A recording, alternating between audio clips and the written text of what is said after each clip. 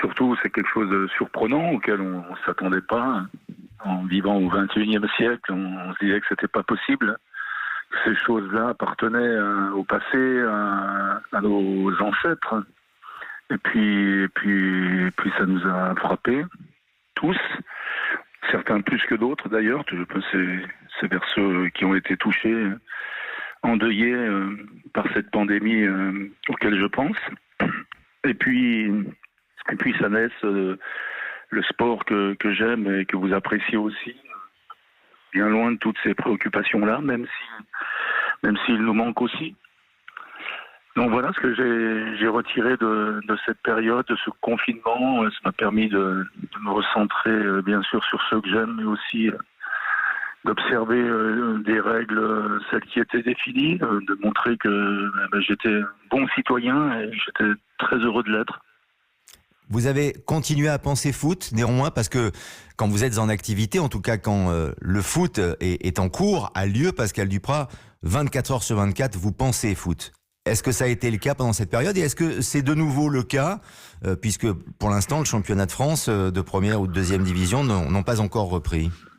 Alors j'y ai pensé, mais j'y ai pensé à divers degrés. Dans un premier temps, pas beaucoup, je dois le reconnaître, parce que j'étais préoccupé par la situation, craintif que je l'étais. C'est pas une honte d'avoir peur de ce virus, d'avoir peur de ses conséquences à titre personnel ou pour la nation, pour le monde. Et puis peu à peu, j'y ai pensé un peu plus à mon sport, à celui que j'aime. Et là aussi, c'était aussi l'occasion de dire et d'affirmer que j'aime vraiment ce sport et que je n'ai pas honte non plus de l'aimer. Même si je me suis aperçu que beaucoup se déchiraient, certaines fois pour la bonne cause, je crois qu'on en dise, parce que l'économie, en tout cas du microcosme que représente le football, n'échappera pas à la règle. Il sera impacté par cette crise et l'économie du football va être bousculée, ça c'est sûr. Pascal Duprat, comment vous envisagez la suite? Je ne vais pas vous faire le coup du monde d'avant, mais j'avais discuté par exemple avec Olivier Dalloglio, qui est l'entraîneur de Brest, et qui me disait on va bien sûr retrouver les joueurs le plus vite possible, mais surtout ne pas leur rentrer dedans parce que le confinement, c'est pas des vacances. Comment vous appréhendez le retour à l'entraînement et effectivement le fait de retrouver vos joueurs? Est-ce que ça, c'est quelque chose que vous appréhendez ou auquel vous avez réfléchi? Oui, j'ai réfléchi, mais ça fait longtemps que je réfléchis. Malheureusement, je suis chaque fois stoppé, malheureusement, et je le comprends. Je suis stoppé d'abord par mon employeur, par mon club, qui lui aussi respecte les règles, celles qui ont été dictées par cette crise sanitaire. Donc je souhaitais reprendre très vite, par petits groupes, et puis j'ai été empêché de le faire, et je le comprends fort bien. J'ai aussi du mal à faire en sorte d'imposer à nos joueurs pendant cette période où ils étaient confinés un programme de reprise, parce que puisqu'ils étaient placés au chômage partiel, et en chômage partiel, eh bien, je n'avais pas d'ordre à leur donner quant à l'entretien que leur métier devait devoir observer. Donc j'ai simplement fait en sorte de les conseiller.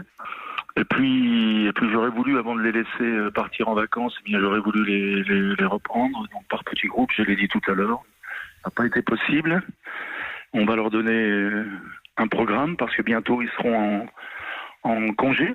Donc pendant cette période de congé, on va leur donner un programme pour qu'ils s'entretiennent tranquillement, parce que moi, comme beaucoup le pressentent, l'inactivité va laisser des traces sur les organismes. Il va bien sûr falloir les reprendre en douceur. Maintenant, si Dalloglio ne leur rentrera pas dedans, moi, je reprendrai ma vie comme avant. C'est que si je vois des joueurs, c'est pas souvent le cas à Caen, qui n'obtempèrent pas aux règles élémentaires d'une vie de groupe, je le reprendrai de voler comme je le faisais avant.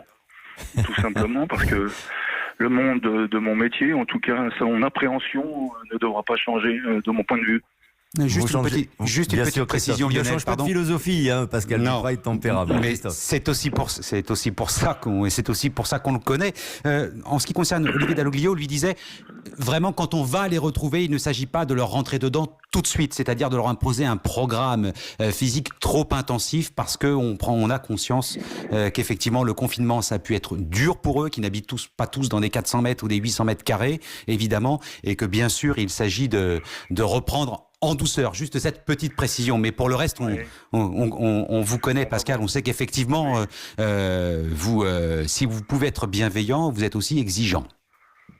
Oui, je ne suis pas le seul. Hein, ça doit être le cas de tous ceux qui ont la responsabilité d'une trentaine de footballeurs avec des échos plus ou moins bien dimensionnés. Donc ça, c'est logique. Non, mais la chance, malgré tout, dans cette période triste, la chance, si on ne fait que la parenthèse de notre métier, c'est que les joueurs ont pu, pour une fois, et ça faisait bien longtemps que ce n'était jamais arrivé, ce n'est jamais arrivé d'ailleurs, mais ils ont pu se ressourcer, ils ont pu se reposer, ils ont pu aussi, comme nous tous, réfléchir à la beauté de notre métier.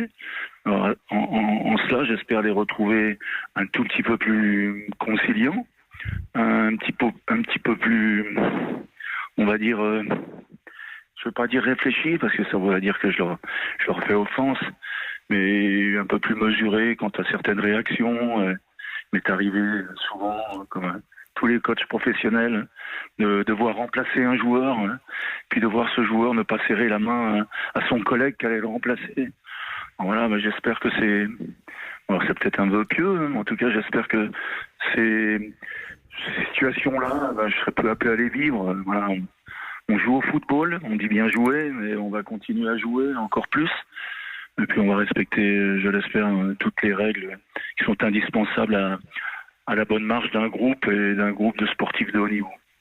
C'est sûr que ce serait bien que chacun tire des leçons aussi de ce que nous avons traversé et de ce que nous traversons humainement et l'appliquer, pourquoi pas, au domaine du football. Pascal Duprat, vous êtes, sans forfanterie, un spécialiste de la causerie.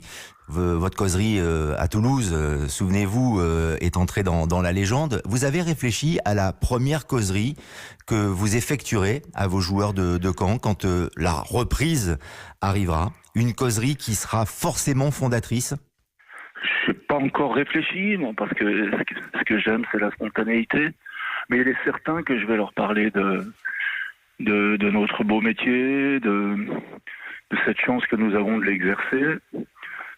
De la chance aussi, c'est en tout cas le cas pour l'instant, j'espère que ça va durer, de savoir que dans notre petit microcosme, personne n'a été touché de près ou de loin. Leur dire qu'il faudra observer les règles de distanciation qu'on ne manquera pas, à mon avis, de nous faire observer. Leur dire que, de mon point de vue, moins on s'exprime sur ce sujet qui est délicat, tant il est méconnu de tous, tant il nous dépasse. Voilà, on tentera de pas faire les moralisateurs, de dire qu'il fallait faire comme ceci ou comme cela. Parce que très franchement, aujourd'hui, moi je voudrais pas être à la place des gouvernements, des nations qui dirigent le monde, parce que franchement, personne ne sait véritablement, il me semble, où l'on va avec ce virus-là, et que toute interprétation s'apparenterait à de la supputation. Et donc, voilà, qu'on reste dans notre rôle, qu'on joue encore une fois au football, qu'on se prépare, qu'on fasse valoir nos vertus, parce que les sportifs ont des vertus, ils l'ont encore montré. Alors je parle des sportifs, pas uniquement des footballeurs. Chaque fois qu'on a fait appel à nous, depuis le début de cette pandémie, on a su faire acte de solidarité. C'est pas surprenant parce que souvent, je le répète, nous sommes exemplaires. Donc voilà, jouer, donner du plaisir, aller sur ces thèmes-là, c'est ce que je dirais aux joueurs, donner des plaisirs aux gens. En premier temps peut-être sans spectateurs, mais les gens devant leur écran de télé, si on peut donner du plaisir, eh bien tant mieux. Et puis, je veux pas m'en départir de ce qui est important pour nous. Le Stade Malherbe-Caen doit retrouver la Ligue 1. Ça, c'est important. C'est pas cette parenthèse qui me fait désarmer quant à l'espoir de nous voir rejoindre la Ligue 1. Avec un club qui, on le sait, est en difficulté financière, Pascal Duprat.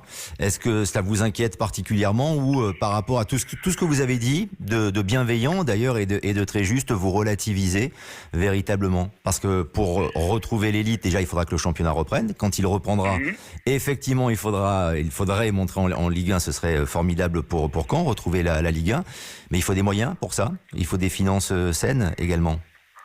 Oui, mais ce qu'il y a de bien, c'est qu'ici, je me rends compte que le président ne suit pas ses responsabilités. Il nous a dit les choses qu'il a appliquées depuis, ni plus ni moins. Donc, très vite, on nous a dit qu'on allait nous placer au chômage partiel, ça a été fait. Et ensuite, que nos salaires n'allaient pas être touchés, mais qu'ensuite, il aurait des difficultés, donc il ferait probablement appel à nous. Depuis, mais c'est son rôle. Il a interpellé les actionnaires du club qui semblent être bien sûr conscients de la situation, qui ont envie de voir leur club bien continuer à exercer. Donc, Caen est pas plus touché qu'un autre, mais il est touché. Cette incertitude économique, j'imagine qu'elle pèse. Alors vous allez me dire que vous avez connu d'autres péripéties dans votre carrière, mais tout de même, on sait la difficulté effectivement qui affecte Caen, mais comme d'autres clubs, comme peut-être même d'ailleurs la plupart des clubs de Ligue 1 et beaucoup de clubs en Ligue 2. Mais est-ce que cette incertitude économique, on parle d'un repreneur, on parle de négociations, est-ce que tout ça, pour vous, en tant qu'entraîneur, Pascal Duprat, est-ce que ça pèse, sinon sur votre morale, mais en tout cas sur votre retour à la compétition? Ça pèse forcément, mais encore une fois, on est obligé de relativiser. Si c'était le seul club à être en difficulté, si c'était la seule entreprise à être en difficulté, alors on se poserait beaucoup de questions, il y a davantage qu'on s'en pose aujourd'hui. Ce qu'il y a de sûr, c'est qu'ici, il y a une volonté de réponse, donc ça c'est important. Les actionnaires se réunissent aujourd'hui avec le président, en tout cas ces prochains jours, et puis on espère tous qu'il y aura une issue favorable, que le club va recapitaliser pour lui permettre de répondre aux objectifs qui m'ont été fixés lorsque je suis arrivé au mois d'octobre. Il est certain qu'avec une équipe diminuée, eh bien, on aura du mal à obtenir les objectifs qui sont les nôtres.